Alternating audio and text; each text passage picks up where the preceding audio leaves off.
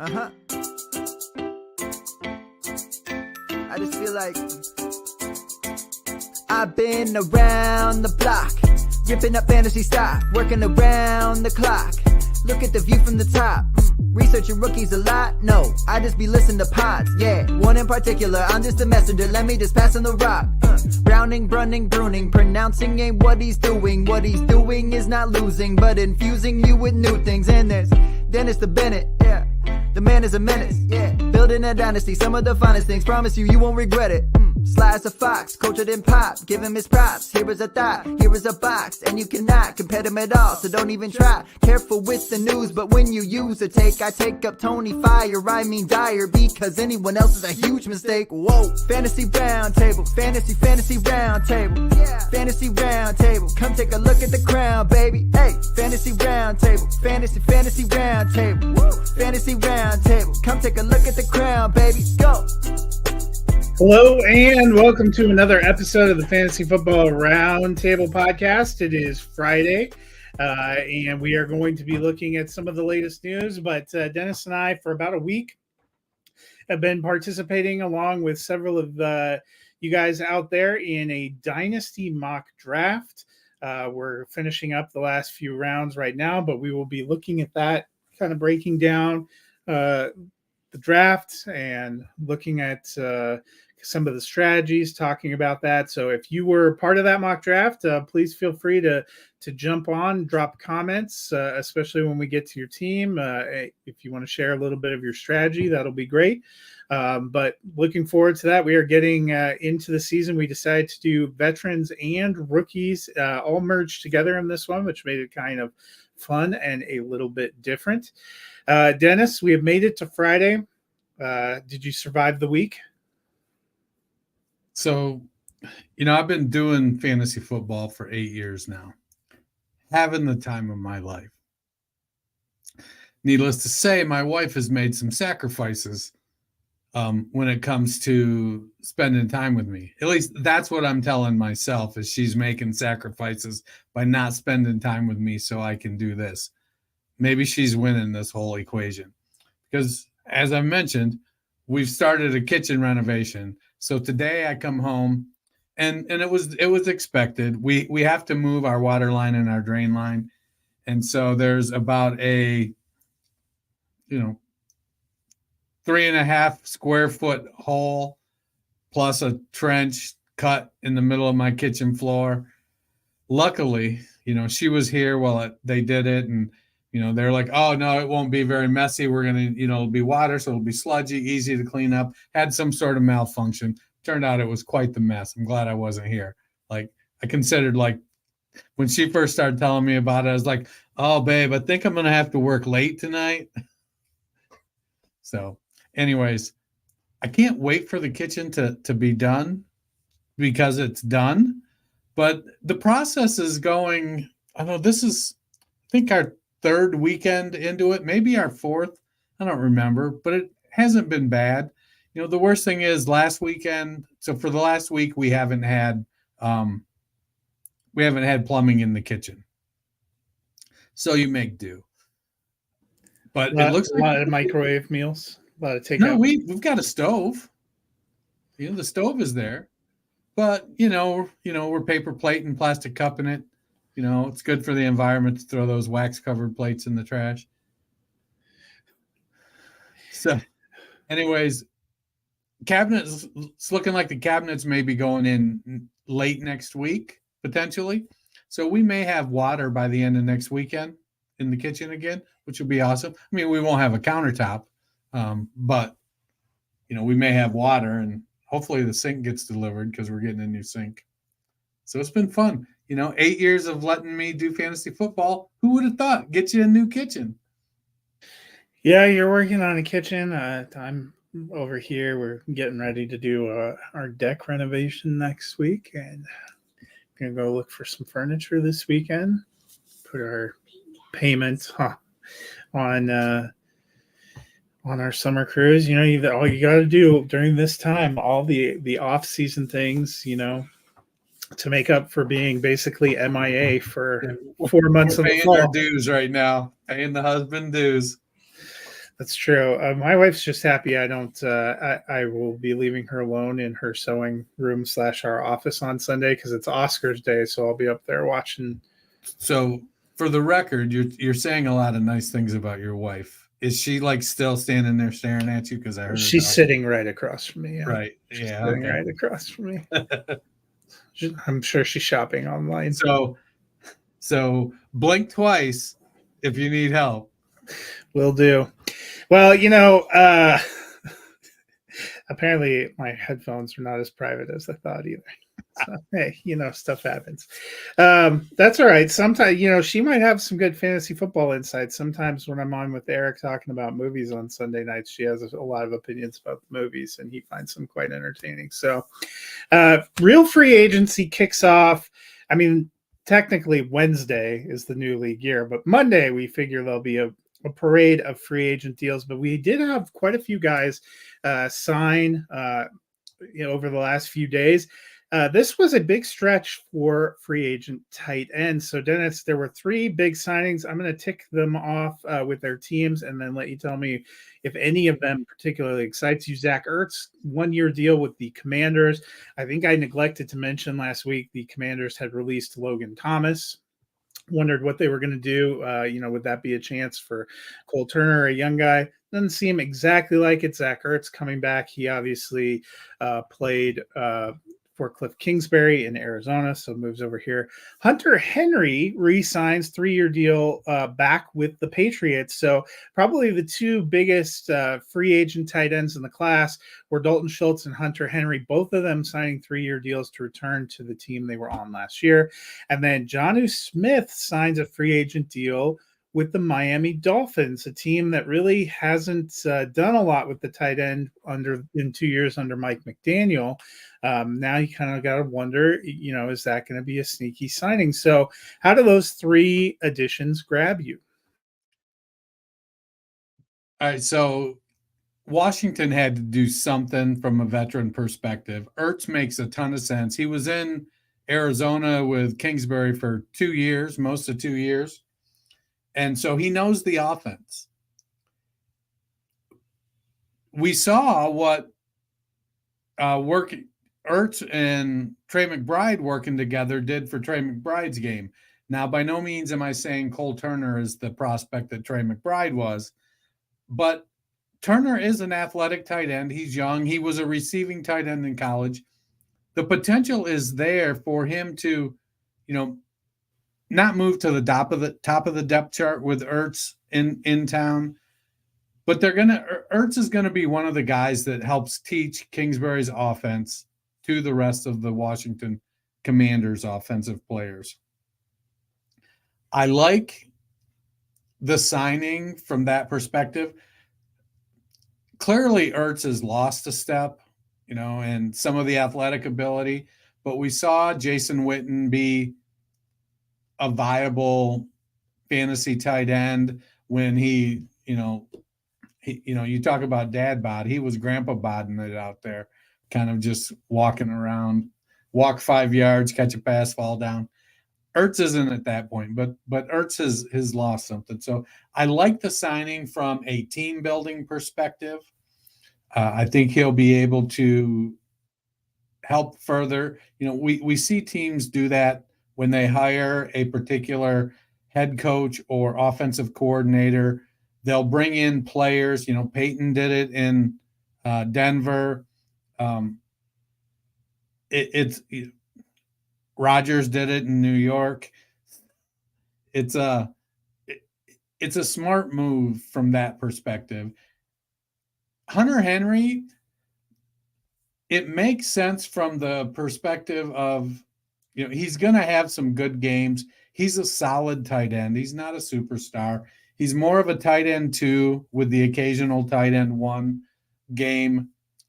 Not a guy I'm chasing for fantasy right now, but let's see how this team shakes out. They're going to make some moves. The team is in full rebuild. I think that's clear. They've changed coaches after, having Bill Belichick for 182 years. I think Henry will be a guy that just provides some stability there. He's been there with Gerard Mayo. And so there'll be that consistency on that side of the ball. Jonnu Smith is a weird one. It almost feels like he looked around and said, hey, where can I go make some good money and not have to do anything? So, or, maybe they are trying to find the right passing. I still don't know what happened with Gesicki because they franchise tagged him and then proceeded not to use him, although he did nothing in New England last year either. So I don't, maybe I'm wrong about that. I'm with you. I think they're all tight end 2s or 3s at best. Henry's the one I like the best because he was pretty close to being the leading receiver for New England last year. And nobody helps a young quarterback out more than a good pass catching tight end. He's also been pretty effective in the red zone, 17 touchdowns in 3 seasons with New England so far. Well, and Smith provides that thing that the other receivers in Miami doesn't, and that's size. So he is a very capable receiver. He's athletic enough that they can use him on those gadget end arounds too. So maybe they're like, well, let's diversify the offense a little bit by we'll up the tight end participation from 3% to 5%, and Smith has a touchdown next year. One other signing, Mitch Trubisky gets a 2-year deal to return to Buffalo. He was a backup to Josh Allen before he got that kind of free agent deal to go to Pittsburgh. That didn't work out, but they seem kind of happy to have him back. Might be the right kind of role and spot for him. He seemed to do well when he was there. How do you feel about that signing? He's definitely in that veteran backup that in a short sort of opportunity is probably going to be okay. I'm not sure why it fell apart so bad in Pittsburgh. It just, and we can blame it on Matt Canada. I mean, that seems to be in vogue. Trubisky was fine in Buffalo, but he didn't really have to do anything. And as a backup quarterback, that's exactly the type of thing you want. Hey, I'm going to go be a veteran perceived as a guy that can, step in if he misses a couple games. That's really where Trubisky is. I felt like he was a guy who had earned an opportunity to be a starter again. He got the opportunity and he crapped the bed. So now he's a backup, a handcuff at best. Yeah, and I do think we've heard it talked about a lot that teams are going to be looking to make sure that they all have something of a veteran backup quarterback because we saw so many teams go through so many quarterbacks last year. You need somebody, Trubisky may not be incredible, but he has some starting experience, and I think that last shot he got in Pittsburgh kind of confirmed that he's no longer what you would probably consider a guy who would be a starter. He's looking to be a backup somewhere.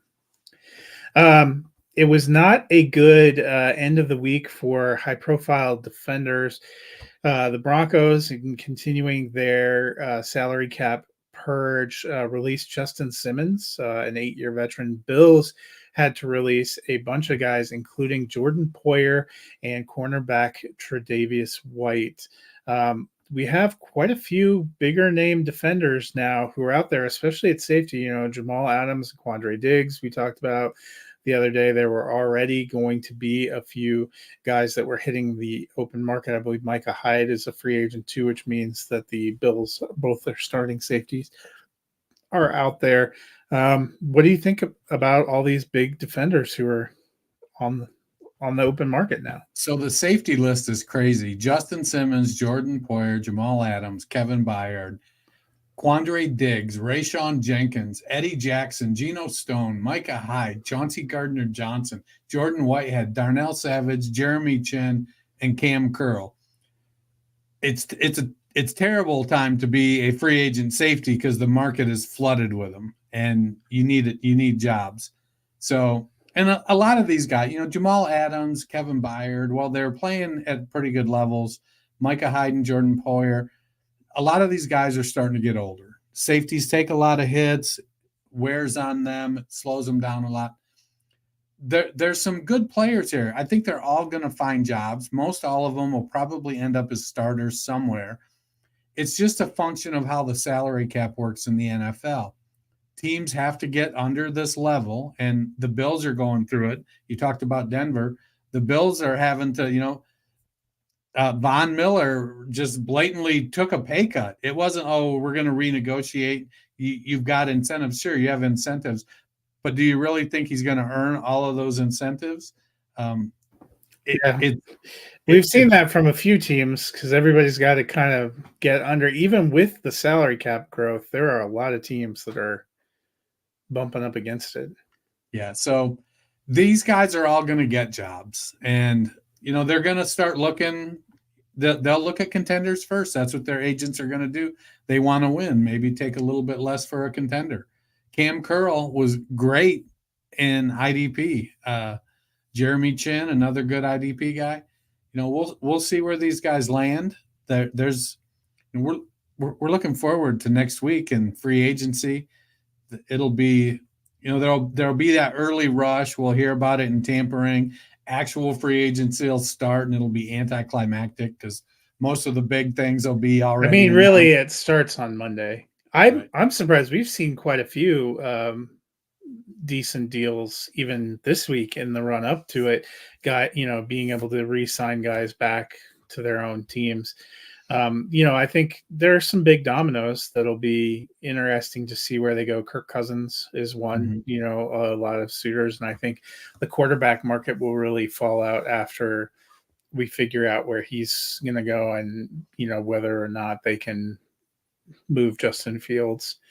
Wide receiver, the top three guys that were going to be on the market, Higgins and Pittman got tagged and Mike Evans re-signed. So running backs will be interesting because that is probably the most fantasy rich and biggest talent on offense group, but it's also the position teams don't really seem to want to pay a lot for. So I'm curious to see how many of those big names will be in the first wave and how many will be waiting until after the draft. Our team's just like, well, let's see how we do and where everything shakes out. Yeah, so the free agent running back pool: Derrick Henry, Josh Jacobs, Saquon Barkley, Tony Pollard, Austin Eckler, DeAndre Swift, Zeke, Devin Singletary, Foreman, Cam Akers, J.K. Dobbins. Zeke's probably waiting till post draft, but A.J. Dillon. Barkley, I feel like, is going to be one of the big, interesting swing ones. So, and Gibson, Barkley, Henry, a lot of those guys, I'm sure, will end up. We'll see how it shakes out and draft. You always have that kind of second wave of running backs and receivers that go after teams do or do not get what they want. Well, and then today also, I guess it was announced that the Bengals intend to release Joe Mixon too. Which we thought that was potentially coming. I still don't think they'll roll only with Chase Brown. I feel like they're going to add something. Yeah, it's a great year to, release Joe Mixon if you're the Bengals because it's a fruitful free agent running back class. And Mixon's one of those. I believe he took a pay cut restructure last year to stay with the team, so you knew it was potentially on there. Well, let us dive in. We are going to be looking at a mock draft. I will put it back up here at the top. We did a 12-team Dynasty Superflex. So I am actually going to let that take over kind of the bulk of the whole screen there for us. And Dennis, do you want to dive in and look at round one of obviously Superflex? We started with 6 straight quarterbacks. Yeah, it was, the usual suspects. Josh Allen is the 101. It got a little peculiar at 102. went with Lamar Jackson. I'm not sure if he's a Ravens homer. I know Jackson's coming off an MVP year, but I would have probably went with Mahomes at 102. Jalen Hurts at 3, Hurts at 4. I went CJ Stroud at 5. Joe Burrow went at the 106, and I really went back and forth with myself about whether I was going to go Stroud or Burrow.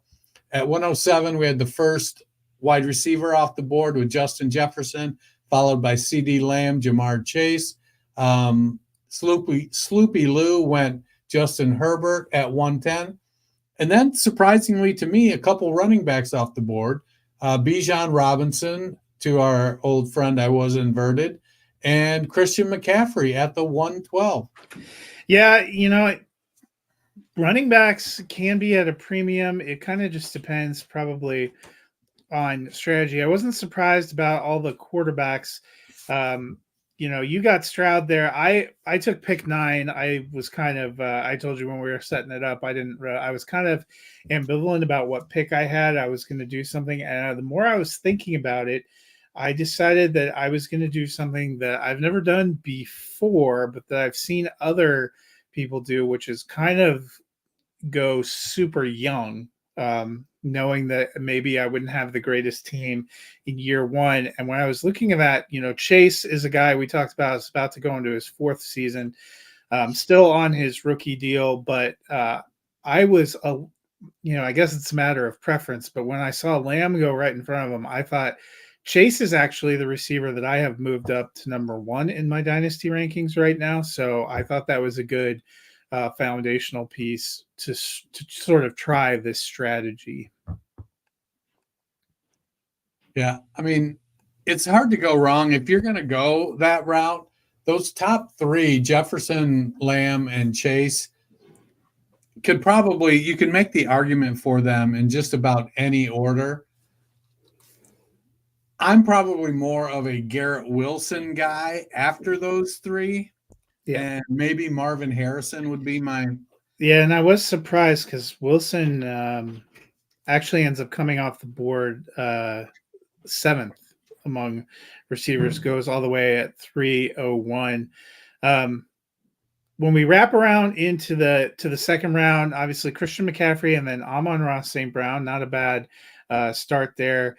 Because I was inverted, doubled up on running backs, went with Robinson and Hall. And if you're going to do that, a couple of young guys, you saw several teams, Sloopy Lou, Just Josh, yourself, our friend Matt, and is it Warwick, all doubled up on quarterbacks. So just first 2 rounds. So it looked like you ended up grabbing Jordan Love in round 2. Trevor Lawrence went. My first quarterback that I took was Anthony Richardson. I know you said that you were hoping he was going to drop to you. I figured Richardson for this strategy was a good get for my QB1. Then we saw Prescott and Tua go. What made you be drawn to Jordan Love? So I love what the Packers did with bringing in all the young receivers. They do need to do some work at the offensive line. But with Musgrave and Kraft and Wicks and Dobbs, Jaden Reed, Christian Watson, they've put together a young skill position group that has an opportunity to grow with Jordan Love. Love kind of started off the year inefficiently, and he just got better as the season went on. He played really, really well, and he's their guy. It feels like he's settled in. There is no question that he's going to be there. I know they they picked up his 5th-year option and then added a year onto that because they waited so long with Rodgers to get a look at him. And so they kind of had to work the contract situation around, and they gave themselves and him an opportunity. So I suspect – I don't know if it'll be this year, but they're going to start to negotiate a new long-term deal, and they're going to probably sign him for 4 or 5 more years, get that extended out there, and provide that stability. I know ideally you'd like to have a couple years before you do that, but the fact of the matter is he was behind Aaron Rodgers for those early seasons, and he played well when he got in there. So I wanted to double up on quarterback because I wanted to go young. I was hoping that one of the rookies might fall to me at a good spot. Pretty much any of the top 5 rookies, I'm probably okay with. I'm probably lowest on Bo Nix, so he's going to be sitting as my QB6 right now in this rookie class. But I like the start of C.J. Stroud and Jordan Love, but both young quarterbacks that, if I hit on building this team with the other positions, I did go fairly young, and so the potential is there for this team to be a winner out of the gate and then win for several seasons. Yeah, and then behind you, closing out the round, AJ Brown goes. It was very on brand for Matt Broning. He started Patrick Mahomes and Justin Fields. Then Tyreek Hill, Kyler Murray. So Warwick took Josh Allen, then goes to Kyler Murray. Third round, we see a lot of receivers go. Garrett Wilson, 7th receiver off the board. Puka Nacua, 8th receiver off the board. Then Jalen Waddle. And then Cali Boy was the first tight end off the board, Laporta. Would he be the top tight end you would be looking at as well? He'd be in the mix. I'm probably still partial to Mark Andrews. And so I'm not really looking tight end in the 3rd round, but I don't have any issues with Laporta or Trey McBride that early. It's just probably a round early for me. And McBride went 2 picks later to just Josh. You got Michael Pittman sandwiched right in there. That was wide receiver 10 off the board. You feel pretty good about that one? Yeah. So, Pittman, they franchise tagged him. Looks like they're going to work out a long-term deal. We hope. I hope. The concern is, how much Richardson may run the ball, and they do have Jonathan Taylor. So if Richardson gets a little erratic, they could turn to a run-heavy offense. The other side of that is, regardless of what that offense looks like, Pittman is the top dog in the receiving game. He's not threatened by any of the tight ends. Alec Pierce is looking more and more like a wide receiver 3-4 deep threat guy. Josh Downs is pretty good, but there has to be a lot of targets to go around. So I do like Pittman as a wide receiver 1, and I was okay getting him in that position. You are up right now, so I'll let you make your pick as I've been looking. I'm trying to decide where I want to go. Next up, as I mentioned, Trey McBride went. Then our friend Dwight took Kyron Williams, and then Kevinton, right in front of me, took Devon Achane. He actually, first 3 rounds, did not go for a quarterback, even though it's super flex. He started Lamb, Jahmyr Gibbs, and then Achane. What did you think of that strategy? It's a bold strategy, Cotton. I don't like. I'm not the biggest Achane fan. I don't hate him, but I don't know how much I want to rely on him. He got banged up a little bit. He is explosive, but he's going to be sharing the position a lot.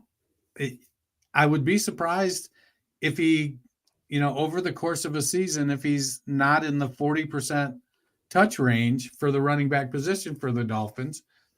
He may very well be the most productive and the one who gets the most touches, but they got Mostert back. They got an explosive passing offense. So for me, I don't know. I don't know that that's where I'm going to take Achane at. I love the Gibbs pick he had in round 2. But I'm looking for probably a little more volume out of a running back. I could have seen either ETN. I like Josh Jacobs, too, as somebody that's going to get volume. once he lands. Jonathan Taylor, Kenneth Walker, all guys that went after Achane that I would probably have ahead of him. So then we got up to me. I took Caleb Williams to be my second quarterback. As I said, I decided I was going to go young. We think he'll be the number 1 pick overall. So I pair him with Richardson. Then we saw Olave go, I believe because I was inverted, is a 49er fan. So I thought it worked out for him that he got Brock Purdy there as his QB1. He's another guy waited till the 3rd round to go for a quarterback. And then Travis Etienne closes out the round. Another team that decided to wait on quarterback, and he actually waits until the 6th round before he goes quarterback. His start: Christian McCaffrey, Amon-Ra St. Brown, Travis Etienne, Nico Collins, and then took tight end George Kittle with his first 5 picks. What did you think of that strategy? So I'm a big Nico Collins fan. Amon-Ra St. Brown too. So the 2 real solid wide receivers. It's hard to, right now, it's hard to go wrong if you draft Christian McCaffrey.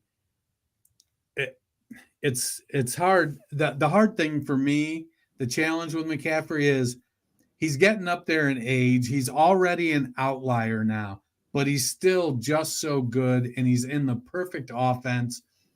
So going McCaffrey with his first pick, ETN with his 3rd pick, he's got 2 solid starting running backs. Amon-Ra St. Brown and Nico Collins, 2 top dog wide receivers.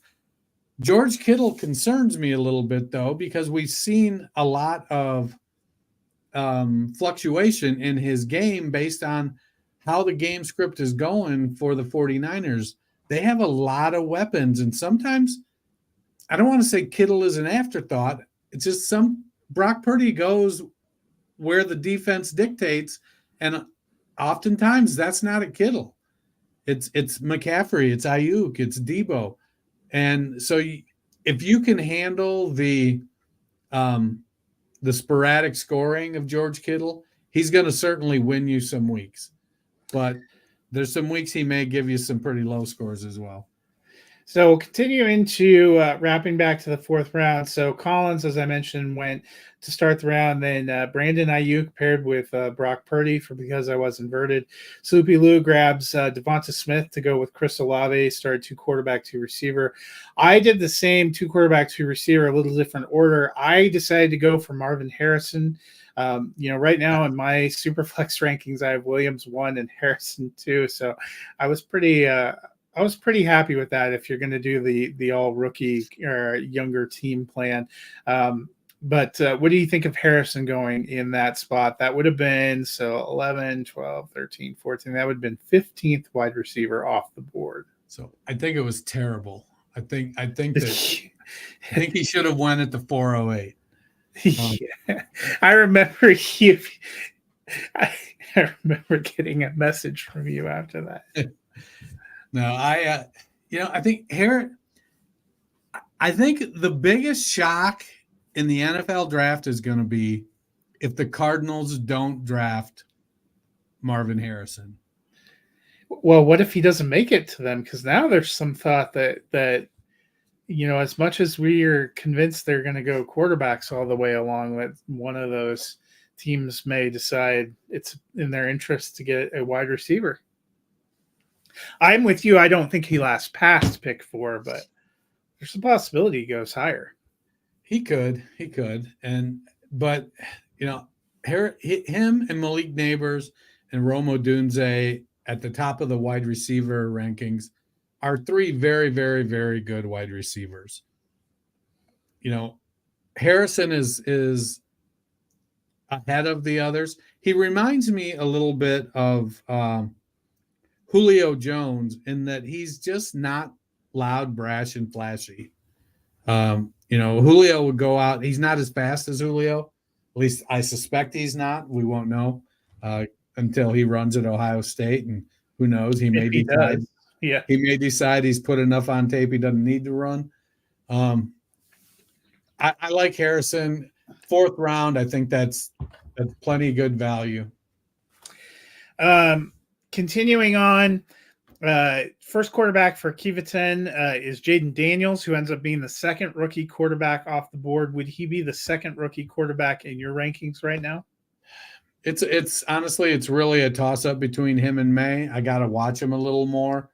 You know, May's biggest issue is that he can get a little squirrely under pressure, but he didn't have a ton of weapons. You know, he had Tez Walker, some questions on his offensive line. Daniels, his frame concerns me a little bit. You know, if he really is 185, 190 pounds at 6'3", you know, we saw how skinny Robert Griffin was and how he got broken. So I don't think Daniels is going to run anywhere near as much as Griffin did. Daniels, he plays the game from the quarterback position. He doesn't play it like an athlete. He's athletic, but you know, he was productive at Arizona State. He was productive at LSU. Had a couple phenomenal wide receivers at LSU, and has likely made both of them first-round picks.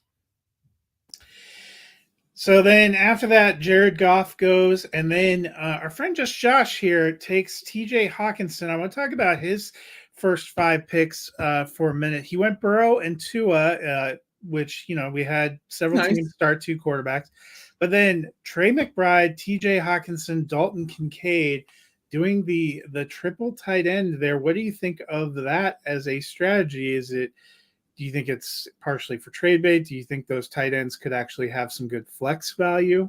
We did not do tight end premium unless I messed up some scoring somewhere. Right. Yeah, without it being tight end premium, it is challenging. You know, Minnesota is going to likely have a new quarterback. Dalton Kincaid, he did look good, but he's still going to have Dawson Knox there. They're probably bringing in another wide receiver because Gabe Davis is hitting the road. Stephon Diggs had a rough second half of the season. I don't know that I'm necessarily too worried about that. But trying to balance, you know, McBride, Hawkinson, and Kincaid, I don't know that more than 2 of them are going to be startable on a week-to-week basis. Yeah, it's definitely interesting. So then after that, you had to settle for Malik Neighbors. How'd you feel about him landing with you? I like Malik Neighbors a lot. He's a dynamic wide receiver, great route runner, good hands, good speed. He's got good size, 6 foot, 200 pounds. I'm good getting Malik Neighbors. Part of my Marvin Harrison love is that I'm a Buckeyes fan, and I do think Harrison is a little bit better. But it wouldn't surprise me if over the next 5 years, Harrison, Neighbors, and Rome Odunze each put up a top 5 wide receiver season. After that, we had a run of running backs, and owing maybe to the formula and that it was super flex, and a lot of us had different priorities. Jonathan Taylor going all the way down to 4 or 9. I thought that was pretty great value. Then we saw Kenneth Walker, James Cook, and Tank Dell to round out the 4th round. Any picks you really liked there? You know, Taylor at the RB8 in the 4th round as Cali Boy's RB1. I think that's really, really nice value. You know, he started off his team with Hurts, Brown, Laporta, and Taylor. And I think that sets him up to be able to go in a couple different directions from there. He could go heavier wide receiver. He could go robust running back from there and grab 2 or 3 running backs. You know, he didn't, but he had that opportunity. Walker, I like him a lot. You know, new head coach, new OC. It's going to be interesting to see, does Zach Charbonnet provide more of a threat in his second season? But Kenneth Walker is a good running back. I would expect him to get, 225, 240 touches this year, even with Charbonnet there. James Cook, he's the guy in Buffalo, but they're going to have a big back to take some of the beating. The hope for James Cook is that he can get up in that 70 catch range on a regular basis, because at 5'11", 190 pounds, you don't really want him carrying the ball 200 times. Rather than continue just going round by round, I'm going to pop this up a little bit and let's look at where teams are roster wise. We'll go in pick order, where they are roster wise through. We are just about done. So I set up a 20 round draft. We are just coming to the end of round 16, so pretty far along. First pick was Warwick. He took Josh Allen. Then in the second round, he got Kyler Murray. Third round, Garrett Wilson. Fourth, Tank Dell. You can see the starting lineup that he has, that it's generated so far. He has Allen and Murray there at quarterbacks. Has Najee Harris, Zach Charbonnet starting there at running back, waited a little bit on running back, but ended up with Garrett Wilson, Tank Dell, Deebo Samuel at receiver, Kyle Pitts at tight end. We think Kyle Pitts could be in for a little step up. Has a Christian Watson, Jerome Ford. On the bench, Michael Mayer gives him another young second tight end, Jacoby Myers, Adonai Mitchell, Jonathan Brooks, who could be one of the top running backs taken in the draft, and Wan'Dale Robinson so far. What do you think of this roster as it's coming together right now? There's definitely work to do at the running back 2 position. Maybe Charbonnet steps up and takes a bigger role. I tend to favor Kenneth Walker there. We'll have to see where Jonathan Brooks gets drafted to. Garrett Price over at the at Dynasty Nerds. I'm trying to remember who was he. He just had a short video out a couple days ago, and he comped him to Aaron Jones is who he comped him to. So if you can get peak Aaron Jones performance out of him, good pass catcher, nose for the end zone, able to find the holes in the line, and then Jacoby Myers, he put up a good season with Devontae Adams there and Aiden O'Connell at quarterback. So I'm okay with, I'd probably have Jacoby Myers in the starting lineup over Jerome Ford at this point. We'll see what happens with Cleveland with Nick Chubb coming back. Chubb's probably going to be off to a slow start. So early in the season, Ford may be a viable running back 2 for you over Charbonnet. You'll have to see. Jerome Ford had a nice year last year. We'll move to 107, who was the number 2 pick, went with Lamar Jackson. His team so far has Lamar Jackson and Geno Smith at quarterback and Superflex. James Cook and Saquon Barkley in at the starting running back slots. Tyreek Hill, Puka Nacua, Stephon Diggs, receiver. David Njoku at tight end. Right now has Mixon. Maybe not great news for him if Mixon ends up getting cut. See where he ends up landing. And Dallas Goedert right now at the flex. Obviously has a couple tight end options. Has James Conner. Jerry Jeudy, another guy whose future may be a little bit uncertain. Sam Howell, his reserve quarterback right now. We don't know where he's going to end up. A.J. Dillon, another free agent guy. J.K. Dobbins, who is coming back off of a pretty major set of injuries. Not sure where he's going to land. And Jalen Hyatt. So has some interesting names with some upside and potential, but also a lot of questions in some of the positions here. How do you like how they are starting off? Yeah, if I'm him, I'm not going to be trading my first round draft pick for the following season. And he just made his next pick, which is Darnell Mooney. So adds a little bit of wide receiver depth. But I think Mooney's a free agent now too, if I remember. Yeah, it's he started off with picking Lamar at the 102. That was probably a little questionable. And then now he's got Geno Smith as his second quarterback. Sam Howell is his third. So he definitely has quarterback questions. We saw Geno regress last year. James Conner, I think, is good.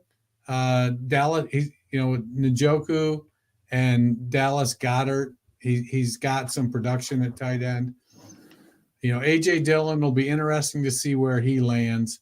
Jalen Hyatt's the real wild card. Depending on, there's lots of rumors now coming out of New York that the Giants are done with Daniel Jones. And as of today, it was heard they were having conversations with Russell Wilson. Yeah, they did. That's, if I'm Daniel Jones, I'm like, what the hell? And I don't know that he has that right, but I certainly, that's where I would be. I wouldn't be shocked if they brought in competition because he was not great before he got hurt last year. Right. I know, but he was pretty good the year before. And, what changed in year two besides, piss poor blocking? Now, and they may not have Saquon, so who even knows what their run game is going to be like. Yeah, it's going to be a little bit of a mess there in New York. We'll move on to our friend Matt, Sports Fanatic MV. He went heavy on wide receivers throughout a lot of the early going. He ends up with Mahomes and Justin Fields, which were his top two picks as quarterback superflex there. Ends up with Kenneth Walker and Austin Eckler, free agent, but a guy that has some potential there at running back. Jalen Waddle, T. Higgins, Zay Flowers, pretty solid trio of receivers. Evan Ingram, and then has Devontae Adams and Chris Godwin. I mentioned he went heavy receiver. Deontay Johnson, they're right on the bench. Raheem Mostert, maybe kind of an upside play. He was great last year for Miami. Not sure if he'll get the same volume and role, but we'll see. Darren Waller, good potential, some upside there depending on the situation. Then a lot of lottery ticket running backs here: Antonio Gibson, Devin Singletary, Zach Moss, and just picked up Desmond Ridder is his QB3 right now, so probably more of a backup unless something happens. But what do you think of our start from Matt? I like it a lot. So he went, he didn't go big in the running back, but he loaded up on really good wide receivers. Getting Devontae Adams at the 703, Chris Godwin at the 810, T. Higgins at the 5-3, Jalen Waddle. I'm a little nervous if I'm considering Waddle my wide receiver one, because it seems like, he may be more of a low end 2, high end 3 with some potential to pop off. But he built a team that's got a lot of depth. Zay Flowers is ascending. I really like the quarterback situation of Mahomes and Fields. I like Justin Fields. I think he's going to be starting somewhere. I don't know that it's going to be Chicago, but I think he's going to be starting somewhere for the next couple seasons. And so you're going to have that opportunity for him to be able to produce like he does with his legs and with his arm. There's enough tape on him now that a smart coach is going to be able to put him in a position to make plays. Am I calling the Chicago coaches not smart? Yeah. The guy's a very talented wide receiver, quarterback, and they didn't put him in the best positions to succeed. DJ Moore had a great season, but they really needed to I think, support him with an offense better suited to his skills. We'll move on to the next one, which is Cali Boy. He started with Jalen Hurts. His quarterback's Jalen Hurts, and then Will Levis is his current superflex, although you will see down there he has some veteran options in Aaron Rodgers and Derek Carr. Jonathan Taylor, Aaron Jones at running back, not too bad. Be curious to see if something, assuming Aaron Jones remains with the Packers, I like that quite a bit. A.J. Brown, Jordan Addison, Jaden Reed, a younger but dynamic wide receiver group. Laporta at tight end, then he grabbed Mark Andrews, so he's got him in the flex right now. Tony Pollard, free agent, but has plenty of potential. As I mentioned, Rodgers and Carr are there to give him quarterback options. Then Michael Wilson, Dameon Pierce. I'm a little bit out on Pierce, but we'll see what happens. Mike Williams, who most of us expect will be put on the free agent market at some point in time here. Juju Smith-Schuster, not sure how he did not have a great first year there. And then Miles Sanders, who also didn't have a great first year in Carolina, but that was actually a guy I was looking at some of these later rounds. I think he has perhaps some upside. Yeah. he's got a nice wide receiver crew that's young with AJ Brown, Jordan Addison, Jaden Reed. Tony Pollard, we got to see where he lands, but I think we've seen that throughout his time in Dallas, he is best suited at the 1B role. So he's going to need to go somewhere where there's another back that can handle some of the dirty work. I like Jonathan Taylor, Jalen Hurts, Will Levis, Aaron Rodgers, Derek Carr. That's great depth at quarterback. If Levis pans out even a little bit, you've got a tradable asset in one of Levis, Rodgers, or Carr. And, that may be what you need to get another running back to make that push. With Laporta and Andrews, you're going to be flexing one of those guys because they're both very, very productive tight ends. So let's move on. The next up was you. And so you grabbed Stroud and Love with your first two picks. They're your QB super flex right now. You have right now Rachaad White and Ramondre Stevenson. Top two running backs you took, Michael Pittman, Malik Neighbors, Rashee Rice, and Rome Odunze. There among the receivers, Roshan Johnson. At the other flex, Jake Ferguson, a pretty underrated tight end pick. I like that a lot. Then you've got some depth players. Jahan Dotson, not sure what his role will be, but he's there. Luke Musgrave, a good young tight end. Ty Chandler and Chase Brown certainly look like they have an opportunity to maybe have an expanded role. Jonathan Mingo, can he get it going in year two? And then a couple of rookies, Jalen Wright and Xavier Legette. How do you feel about your start? Man, I crushed it. Just completely dominated this draft. It's not even funny. I don't know how you guys even keep logging in. No, you definitely have some good upside, and you have some good young players. So my team, the challenge is going to be how fast do the rookies develop?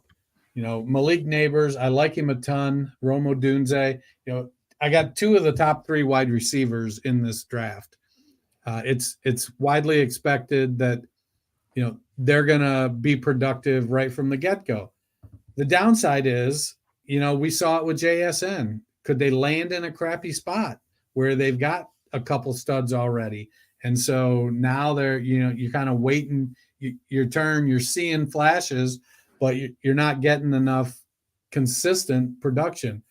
Rashee Rice and Michael Pittman, I think I love Michael Pittman, and he would have paired so nicely with Anthony Richardson. You son of a gun. But I was lucky. I did get Jordan Love. I got Luke Musgrave. If that pans out as a duo, I was really debating on my running backs about how I wanted to go. And let's see, where did I take Rashad in the 5th round? So I was looking at running backs, and I was looking for volume, like who's going to get volume. And Rachaad White, while not super efficient, gets the volume. Mike Evans went back. Yeah, they lost Dave Canales, but Evans is back, and all signs point to them bringing Baker back. They're still going to have Chris Godwin. I expect they'll improve their offensive line some. So I like Rachaad White. He's probably going to catch 75 passes again. Ramondre Stevenson, another guy with 3-down ability, good size. He's atop the depth chart, and I suspect we're going to see less hocus pocus going on now that Bill is gone. But, let's see. Where Malik Neighbors, he was wide receiver 16. Odunze, I got him at wide receiver 30. I think those are nice values. But Jalen Wright and Legette, they were too far down. I haven't got a chance to see where they were in the rankings. Well, let's jump to Just Josh, who had pick 6. He started with Joe Burrow and Tua. Those are his quarterback super flex. He was the guy that hammered tight end early, and you see him there, Trey McBride, and then Hawkinson and Kincaid in flex positions. And that means an interesting mix. Tyjae Spears, potentially a step up this year at running back. Braylon Allen, a rookie. He's another one that went pretty young. Jackson Smith and Jigba was his first receiver taken. Then he has Amari Cooper, the veteran, another rookie in Troy Franklin. You look at some of the bench picks, he has Russell Wilson and rookie Michael Penix Jr. as some quarterback options, not bad for super flex. Has Zamir White, a guy who could take a step forward at running back, but only has 3 running backs so far. Did pick up Dontavian Wicks, Cedric Tillman, Josh Palmer, and Khalil Shakir, another team that looks like he's going pretty young here. Yeah, I think so. Josh, I did a startup with Josh last year, and I went productive struggle. And this feels like he was like, oh, let's do a little productive struggle. We'll, get a couple elite quarterbacks, but then go real young. And he did. Now he's in a position when it comes to running backs with the 3 tight ends and 4 starting quarterbacks. He can probably go get himself a second running back to go with Tyjae Spears, who we feel is going to be a starter this year. Could be a starter. And Zamir White, looked all right last year. We'll have to see. I feel like the Raiders are going to bring somebody in, though. Yeah, it'll be interesting to see how that ends up shaking out. Next up was our friend Dwight, the People's Champ. He took Dak Prescott in the early going. He actually, I forget what his number one wasn't. It's not showing on here. What's not showing? Dwight. Oh, there it is. He took Justin Jefferson to start. I knew he started with a different position. So he has Dak as his starter. Jared Goff in the superflex position right now. Has a pretty good group of veterans. Kyron Williams had a great year last year. Hopefully can keep it up. DeAndre Swift, one of those big class of free agent running backs right now, the second running back he grabbed. Justin Jefferson, DJ Moore, Christian Kirk, pretty solid wide receiver group. Then Dalton Schultz, who just got that new free agent deal with Houston at tight end, has Alvin Kamara and Derrick Henry, another one of those free agent running backs sitting in the flex right now. On the bench, couple of rookies. He has J.J. McCarthy at quarterback, Trey Benson, a running back, and Jatavian Sanders as tight ends, giving them some young players. Elijah Moore, a good role player receiver on the bench. Marvin Mims, could he take a step forward year 2? Treylon Burks, who I think we talked about a couple weeks ago, maybe some room to grow. And Israel Abanikanda, who looks like right now he's number 2 behind Breece Hall. So what do you think of Dwight's start? Dwight's all in for I'm going to try to win this year with veterans. And, he picked some older players with a little bit of value proposition. DJ Moore, Justin Jefferson, Christian Kirk, really nice set of wide receivers. Kamara, Henry, Swift, and Williams. Kyron Williams scares me a little bit because he is a 200-pound running back. And we know that Sean McVay isn't afraid to run the wheels off his running backs and then just discard them. So there's going to be some potential there to watch for. But he did get Trey Benson as a rookie who looks pretty good. I think it's a competitive team, but I think he's going to be in trouble in a year or so. Yep, but could have a good first year. So next up was Kev1006. Hope if I can actually scroll and grab. He has Jaden Daniels and Deshaun Watson right now as his top 2 quarterbacks. Went with Jahmyr Gibbs and Devon Achane, we mentioned, in his 2 and 3 picks. CeeDee Lamb was his number 1 pick. Followed that up with DK Metcalf and George Pickens for top 3 receivers. Cole Kmet at tight end has Brian Robinson and Marquise Brown, who's an interesting free agent there in the flex positions. On the bench has Bo Nix, could be an interesting young quarterback. Jalen Polk, a rookie wide receiver, then veteran DeAndre Hopkins. Has Tyler Algier there sitting there at running back. Alexander Madison, who's currently a free agent. Interesting to see where he lands. Chig Okonkwo, and he just grabbed Ezekiel Elliott to give him some depth. So a lot of veteran kind of depth pieces, as you mentioned. I think Elliott a free agent as well. So what do you think of his team that he's building? Yeah, so I love the Jahmyr Gibbs pick. The waiting on quarterback, man, it can get dicey. So he's going to be looking at, well, how fast can Jaden Daniels develop? If Daniels develops slowly and Deshaun Watson doesn't bounce back to form, and, let's face it, we've been waiting on Watson to bounce back for a little while now. If that doesn't happen, he could be in real trouble at the quarterback position. Yep, it will be interesting. So next up was me. I had pick 9. I grabbed Anthony Richardson and Caleb Williams, the rookie, as my top two quarterbacks. I have Isaiah Pacheco, Javonte Williams in the top running back spots. Grabbed Jamar Chase with my first pick. Then have Marvin Harrison. Got the veteran Keenan Allen. I grabbed another rookie in tight end Brock Bowers. Then I started grabbing some veterans, got Nick Chubb as my RB3, right now sitting in a flex spot. Cortland Sutton, grabbed Bryce Young, another young quarterback, see if he can bounce back to be my QB3. Grabbed Romeo Doubs, Chuba Hubbard, the running back. Quentin Johnson could be a reclamation project. I thought it was worth a flyer in the 14th round. Khalil Herbert, got the rookie Marshawn Lloyd, running back, veteran tight end, and Cade Otton, and just grabbed rookie Ricky Pearsall in round 18. So what do you think of my start? Man, Ricky Pearsall could be this year's Puka Nacua. I thought it was worth a flyer there here in round 18. I have kind of a mixture of a couple of veterans and then a lot of younger players at the receiver position. Tried to do a lot of fairly young with running backs and quarterbacks as well. And kind of tight end because Cade Otton, I guess it's not that much of a veteran. He just finished. He's going into year 4. So, yeah, a lot's going to depend on, does Nick Chubb bounce back? You've got Pacheco and Williams. I know you're a Broncos homer, but as much as we both love Javonte Williams, man, is Sean Payton going to keep giving the screws to us? I mean, they don't really have money to do anything else, and they actually don't have that many draft picks, which is even more ironic. I wonder why.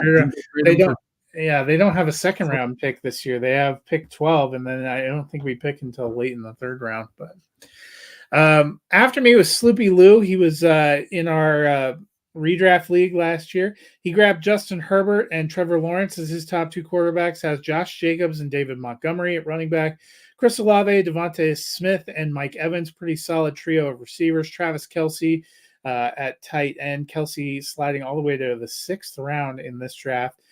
Josh Downs and Jamison Williams, a couple of young receivers sitting right now in his potential flex range. He has Daniel Jones on the bench. That could end up backfiring a little bit depending on what happens there. Pat Freiermuth, a good second tight end. Tank Bigsby, an interesting player to watch. Some rumblings now that Travis Etienne going into a contract year won't have his 5th-year option picked up, maybe on his way out.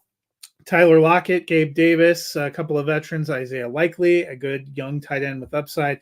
Sky Moore, we talked about it before. I'm not quite in on Sky Moore. And Kareem Hunt, I think Hunt's a free agent, right? He is. So see if he's back. Yeah, there's some good top end talent on Mike's team. I want, the Bears are reportedly interested in Josh Jacobs. That's going to be something to keep an eye on. Olave, Devontae Smith, Mike Evans, Travis Kelce. That's a really solid core. If Montgomery keeps up his role he had last year, I'm good with him as a white RB2. The real question is going to be, how does Jamison Williams develop? Will he provide enough production to be a weekly starter? He's got Tyler Lockett, and Gabe Davis as a free agent is going to go somewhere and get a starting job. Somebody will give him a shot. So potentially Lockett or Davis could fill that other flex spot. So we have two more teams to look at. Because I was inverted, Brock Purdy at one quarterback, he grabbed Drake May. May actually slid quite a little ways in this draft. Went in the 5th round. I think he was the 4th rookie quarterback taken. McCarthy actually going in front of him. But he has Bijan Robinson, Brees Hall, pretty good starting RB tandem. Brandon Ayuk, Drake London, Cooper Kupp, pretty nice set of receivers. Tucker Kraft, the top tight end he was the guy that waited on tight end. Kraft going in round 14. He really hammered rookies as well. Xavier Worthy and Lad McConkey are sitting on that roster. Also has Brian Thomas, so a lot of young receiving talent on there. Veteran quarterback and Matthew Stafford on the bench. Kendre Miller, a guy, can he take a step in year 2? We'll see. Trey Lance, a development quarterback. What happens with him? Noah Fant is a free agent, could be one of the better free agent tight ends. Gets a rookie in Theo Johnson, who had a great combine. And then a player you like, Keaton Mitchell, coming back off of injury, and just grabbed Parker Washington to give him some depth at receiver. So what do you think of Because I Was Inverted? Yeah, Keaton Mitchell falls into that Devin Achane spot for me. I like him, but I don't think you can use him enough to really rely on him. I think Achane will be more productive. Mitchell, it's going to be interesting to see what the Ravens do at the running back position, because Gus was a free agent. J.K. Dobbins was a free agent. I like the quarterback duo he's got with Purdy and Matthew Stafford. We'll see how Drake May pans out. Trey Lance, I think that's kind of an ode to Paul's 49er fandom. Going to see if he bounces back. Hell, he's been linked to Minnesota. The 2 stud running backs, I think, are phenomenal. Yeah.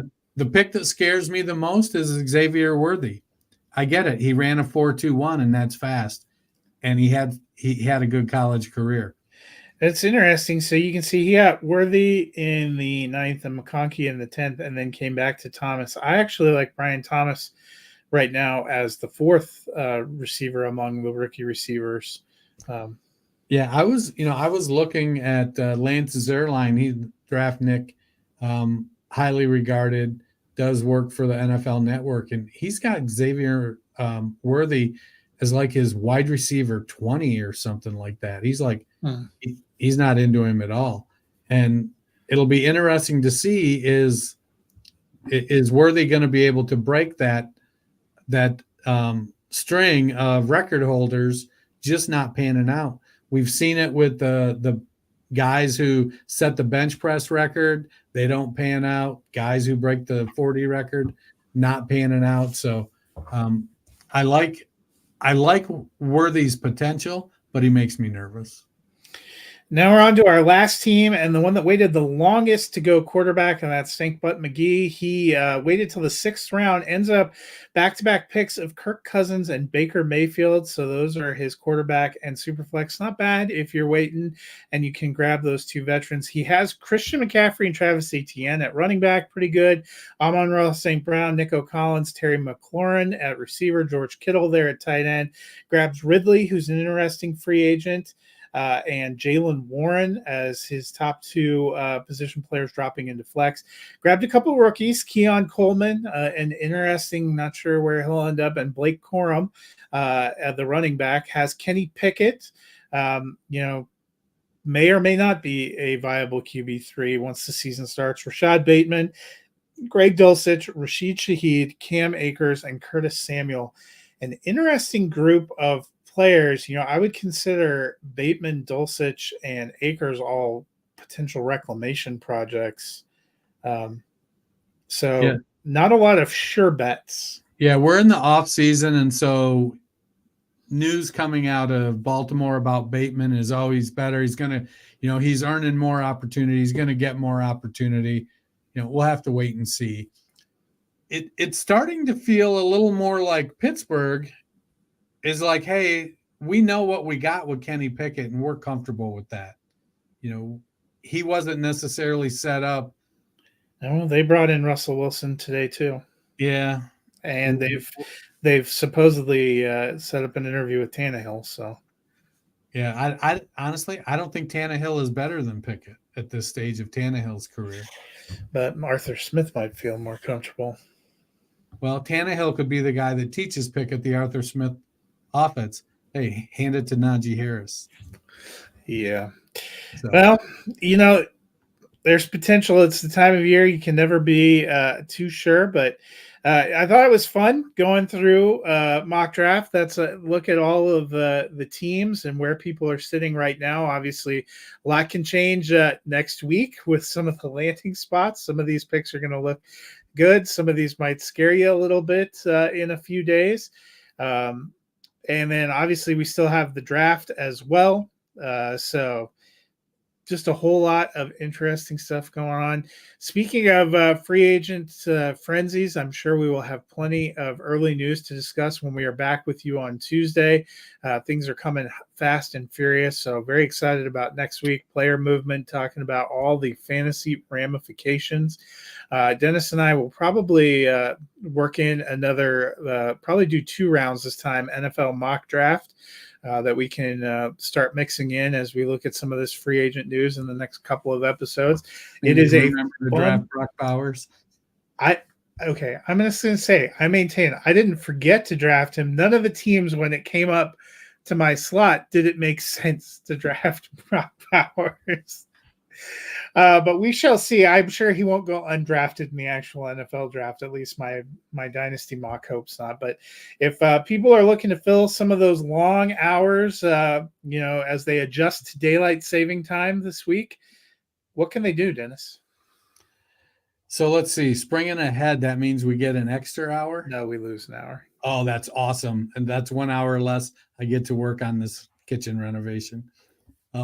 We define awesome differently. But so, go out, favorite podcast platform, hit that subscribe button, give us a download and a listen. And then when you're tired of listening, just let us keep downloading. We need that. We do need that. Dennis needs to look at those numbers going up when he's got his break from his indentured servitude on the weekends. That'll do it for us today. We are excited about free agent frenzy on Tuesday, and then next Friday we will look at more free agent news, and like I mentioned, we'll get into that 2-round NFL mock draft. So plenty of fun stuff to look forward to next week. You guys have a wonderful weekend out there.